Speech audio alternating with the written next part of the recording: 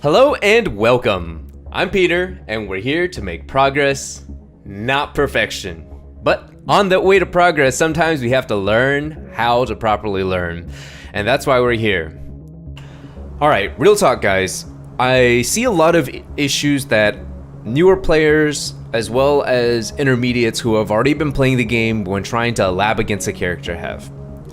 They're in practice mode, they've got their frame data open, that's great, and then immediately they go into repeat action, move list, and then they start going down the move list.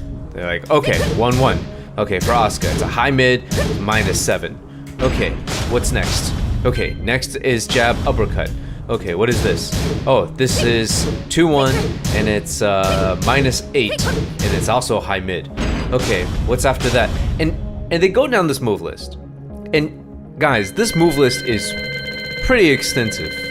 It's by far not the biggest move list in the game, but it's still got 90 something moves, and if you take out all the generic throws and stuff, you're still gonna be left with, I don't know, 80 something moves?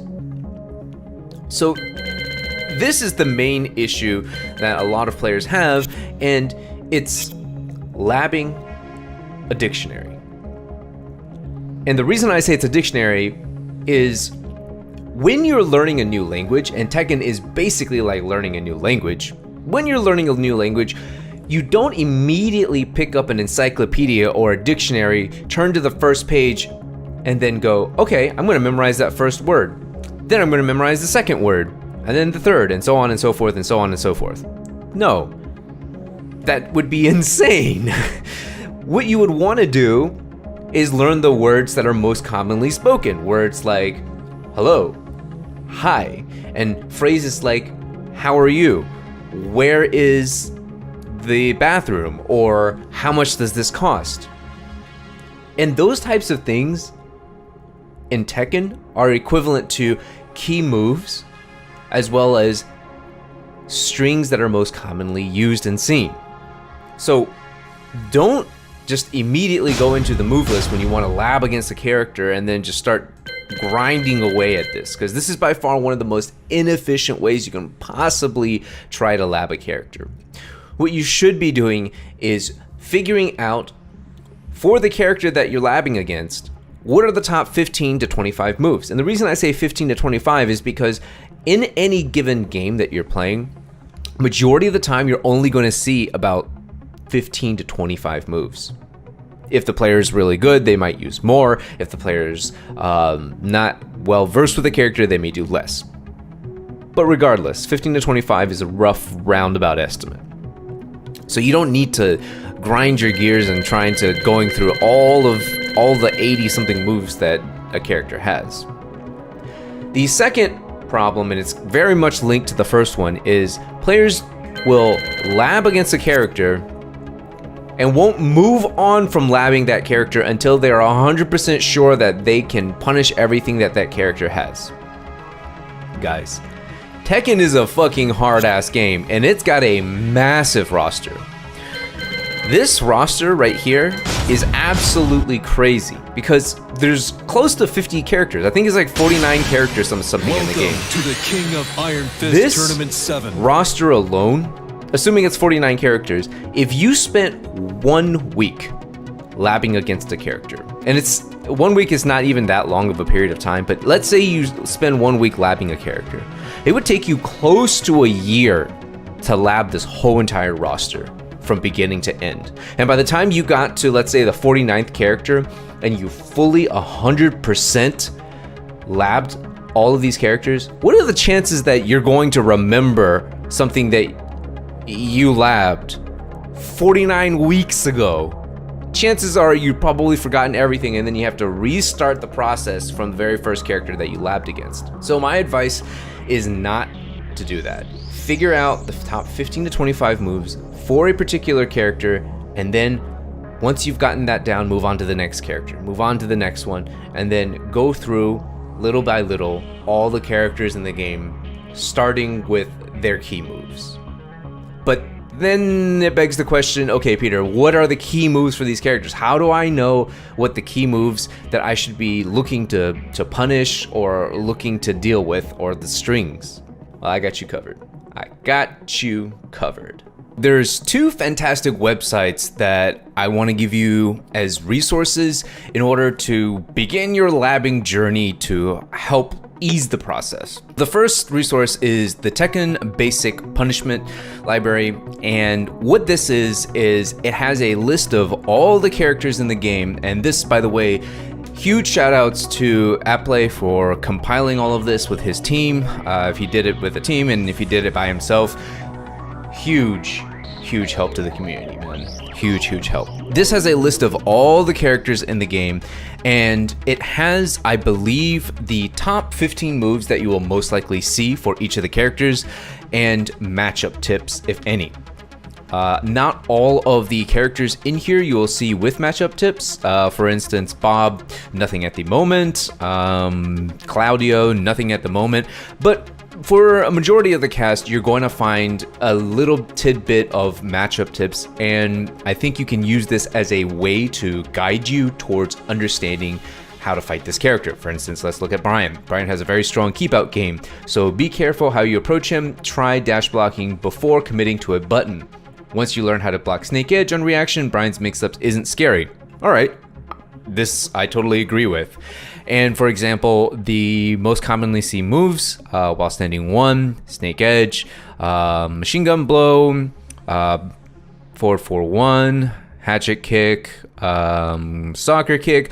Yeah, all of this is pretty commonly seen stuff that you should be able to more or less be able to deal with or know how to deal with. This is the first resource. Now, the second resource, and by the way, those of you who are watching, don't worry about trying to copy this down. I'm going to include a link in the descriptions for both of these websites. So the second website is the Tekken 7 String Cheese, compiled together by Somasana.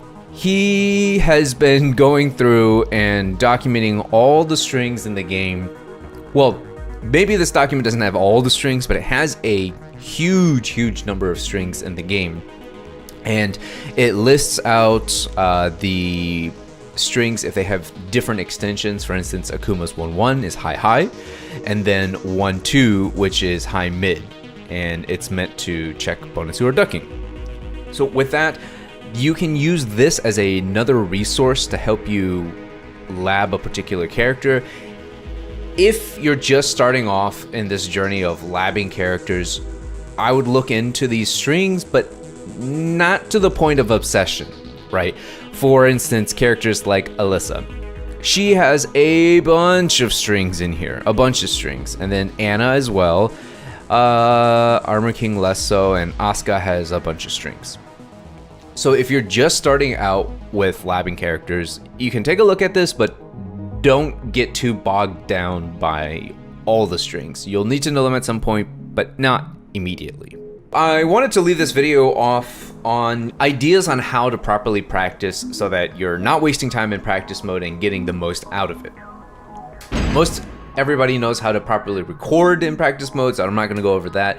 But for starters, I recorded Asuka's Snake Edge. This is something that quite a few characters have, and if a character does happen to have a Snake Edge, chances are you'll want to learn to block it so that you can properly punish. This tends to get thrown out a lot, so be able to duck this on reaction and be able to block it.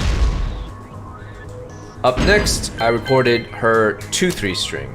This is her 12 frame Punisher, and in the ranks where players don't necessarily know what's minus 12, moves that are 12 frame Punishers tend to be thrown out quite frequently because players are just looking to get some stray hits. And in this case, it's launch punishable. So make sure to properly punish that. And right after that, I recorded the 2-1, 1+2 string, ends in a high. You have to duck it. And these two strings right here, Asuka's 2-3 and the 2-1, 1+2 in this case. This is good to pair together because they both start off with a 2 input and one has to be stand blocking, the other one has to be ducking. So the punishes are going to be different, obviously. This is going to have to be launch punished, and that has to be ducked. So when you're looking for moves to use in practice mode, make sure to find moves, if any, that kind of complement each other, where one's a mid, one's a high that you have to duck, or one's a mid, the other one is a low. Look for that. Something else that I have in here is her back 3. And the reason why I included this in there is because this move has a lot of pushback. So it has quite a bit of pushback, and it's very hard to punish with conventional means. So you'll have to know a long-range punisher, in which case Armor King has forward 1+4. This is very good punish for it. Other characters may have something else different. Oh, you know what? Armor King also has forward 2-1. Yeah, he also has that. So find out for your character. There's quite a few characters in the game that do have these pushback moves that have pushback. For instance, Heihachi's Demon Uppercut forward 2, or Paul's Death Fist, Paul's Demo Man. Those types of moves that have quite a bit of pushback, know what moves that you can possibly punish it with for your character.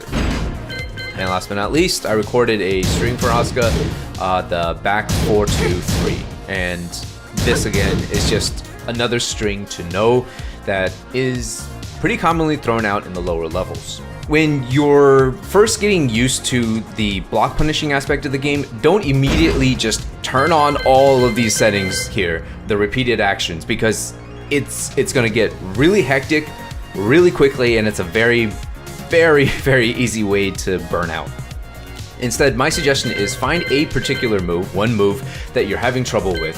Let's say for this example, I'm having trouble blocking Asuka's Snake Edge. So I want to be able to see the animation and then block. I'm not just automatically ducking, right? I see the animation and then I duck. See the animation, then duck. And then I'm including my Punisher in there.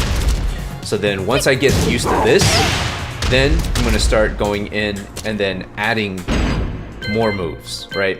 And before even adding moves, I would just venture to begin practicing them separately, right? Learning to block punish separately. And once you've gotten that down, then you can start combining stuff. Right, so you stand block, duck, oops, wrong punish. There we go.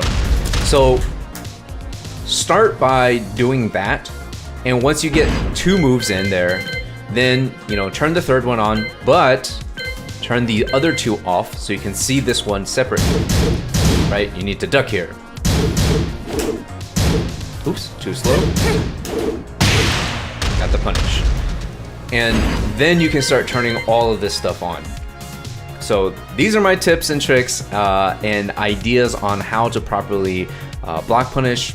And you can always just rotate around with this kind of stuff. As you've become more and more comfortable with a particular move, you can start slowly phasing it out while incorporating new moves in. Thanks for watching, guys, and joining me on this video. Also, thank you so much, patrons, for your ever so gracious support. Without you, this would have not have been possible. And if you're new here and you like what you see, consider subscribing and hitting that bell notification icon. Below in the descriptions, as always, I also have my links to my Discord, Twitter, Twitch, and Patreon page. See ya next time.